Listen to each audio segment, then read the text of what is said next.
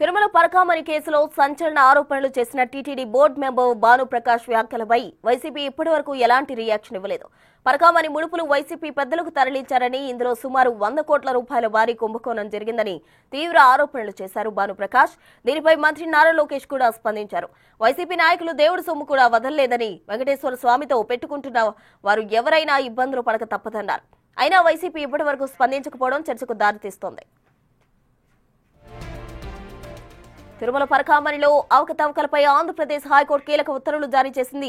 నిందితుడు రవికుమార్ పై నమోదైన అభియోగాలు కొట్టేస్తూ లోక్ అదాలత్ ఇచ్చిన తీర్పును నిలిపేస్తూ ధర్మాసనం తీర్పిచ్చింది. అదేవిధంగా పరకామణి స్కామ్ పై సిఐడి విచారణ చేపట్టాలని ఆదేశాలు జారీ చేసింది. ఈ క్రమంలోనే వైసీపీ ప్రభుత్వం ఆయనలో టీటీడీ నుంచి 100 కోట్లు పక్కదారి పట్టించారని బీజేపీ నేత TTD board member Bhanuprakash Reddy CM చంద్రబాబుతో పాటు డీజీపీ హరీష్ కుమార్ గుప్తాకు ఫిర్యాదు చేశారు. పరకామణిలో 100 కోట్ల చోరీ పక్కాగా జరిగిందని ఆరోపించారు భానుప్రకాష్.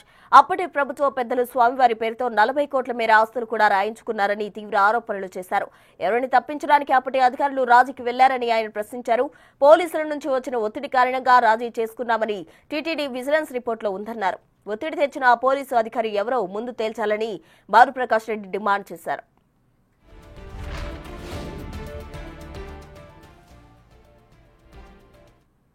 ఇదే అంశానికి సంబంధించి పూర్తి వివరాలు మా ప్రతినిధి దామోదర్ అందిస్తారు. దామోదర్,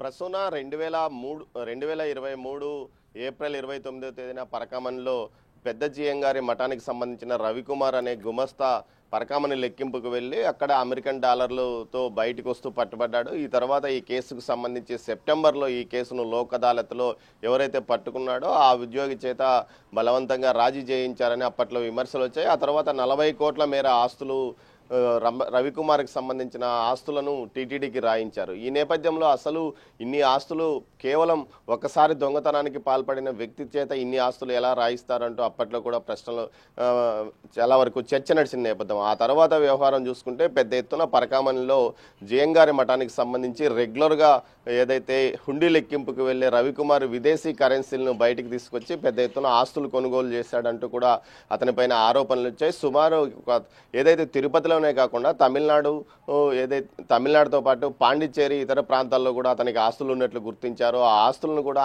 టీటీడీ రాయించుకున్నట్టు తెలుస్తుంది. అయితే ఈ వ్యవహారంలో అసలు దొంగతనం కేసు చేసిన వ్యక్తికి లోక్ అదాలత్లో ఎలా రాజీ చేస్తారంటూ అప్పట్లో బీజేపీ రాష్ట్ర అధికార ప్రతినిధిగా ఉన్న భానుప్రకాష్ రెడ్డి పలుమార్లు ప్రశ్నించారు. దీంతో పాటు ఈ విషయం గురించి విచారణ చేయాలంటూ తాజాగా ప్రభుత్వం అధికారంలోకి వచ్చిన తర్వాత పలుమార్లు అటు చంద్రబాబు నాయుడుతో పాటు డీజీపీకి కూడా ఆయన ఫిర్యాదులు చేసిన నేపథ్యం. తాజాగా హైకోర్టు ఇచ్చిన ఆదేశాల మేరకు ఈ కేసులో చలనం వచ్చింది. అంతేకాకుండా అప్పట్లో ఏదైతే అతను దొంగలించడానికి ప్రయత్నించిన దొంగలిస్తున్న సీసీ ఫుటేజ్ను కూడా ఏదైతే అరేంజ్ చేశారంటూ కూడా తెలిసి వచ్చింది. ఈ నేపథ్యంలో ఆ అరేంజ్ను రికవరీ చేయడంతో కొంత సీసీ ఫుటేజ్ బయటపడింది. అందులో రవికుమార్ ఏదైతే ఒక విదేశీ కరెన్సీను తన పంచలేకి దాచుకోవడాన్ని అతన్ని తనిఖీలు చేయడం విజువల్స్ కూడా బయటకు వచ్చాయి. మొత్తం మీద ఈ కేసుకు సంబంధించి సిఐడి విచారణకు ఎప్పటి నుంచి సిఐడి విచారణ మొదలవుతుందా అన్న విషయం ప్రభుత్వం తేల్చాల్సి ఉంది. మరోవైపు ఏదైతే కేవలం 40 కోట్ల రూపాయల ఆస్తులే కాదు 100 కోట్ల ఆస్తులు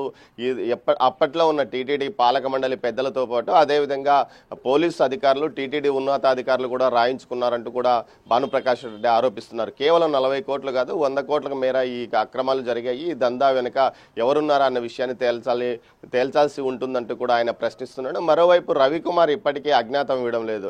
ఏదైతే ఈ కేసులో అతను రాజీ అయిన తర్వాత అప్పటి నుంచి ఇప్పటి వరకు కనిపించడం లేదు. కొంత అతని కుటుంబ సభ్యులను బలవంతంగా బెదిరించి అప్పట్లో ఆస్తులు రాయించుకున్నారనే విమర్శలు కూడా వచ్చాయి. మొత్తం మీద ఈ కేసుకు సంబంధించి సిఐడి విచారణ తర్వాత మరికొంతమంది పాత్ర బయటకు పడే అవకాశం ఉంది. దీంతో పాటు అప్పట్లో ఏదైతే టీటీడీ విజిలెన్స్ కూడా ఒక నివేదిక ఇచ్చింది.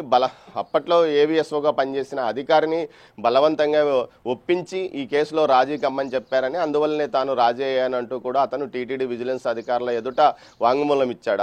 అదే నివేదికను అప్పట్లో ఉన్న ఏదైతే గత వైసీపీ ప్రభుత్వంలో ఉన్న టీటీడీ విజిలెన్స్ అధికారి అదే విధమైన నివేదిక ఇచ్చిన నేపథ్యం. మొత్తం మీద చూస్తే ఈ కేసులు వెనుక ఎవరో బలమైన వ్యక్తులు ఉండడం వల్లనే అప్పట్లో లోక్ అదాలత్లో రాజీ అయ్యారంటూ కూడా చెప్తున్న పరిస్థితి. మొత్తం మీద ఈ కేసుకు సంబంధించి 100 కోట్ల రూపాయల ఆస్తులు చేతులు మారాయి.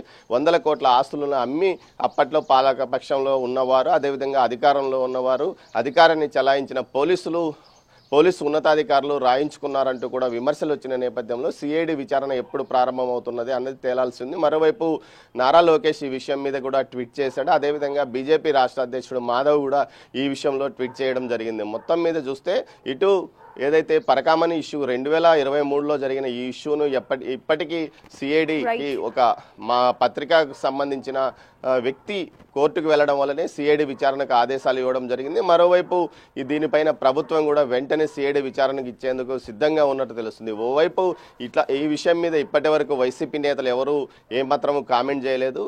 అయితే నారా లోకేష్ మాత్రం ఈ విషయంలో ఇటు స్థానికంగా ఉన్న నేతలే కాక అటు వైసీపీకి సంబంధించిన ముఖ్య నేతల పాత్ర కూడా ఉందంటూ కూడా ట్వీట్ చేయడం విశేషం. ప్రసూన. Right Damodar, thanks.